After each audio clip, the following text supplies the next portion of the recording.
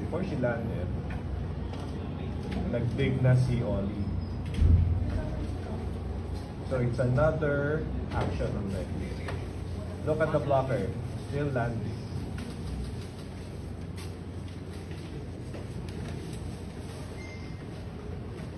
She established both legs, both feet on the floor before she twisted.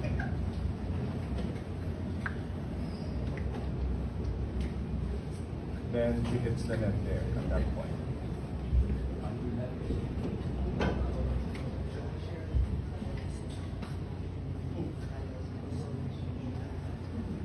Okay.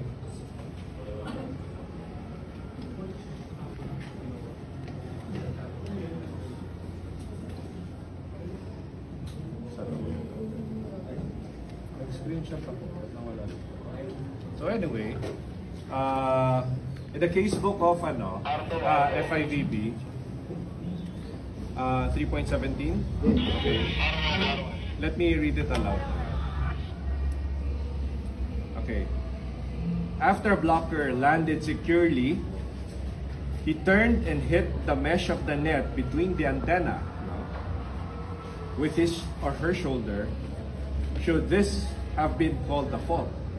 Okay, that's the question sa casebook. Ruling, no. Okay.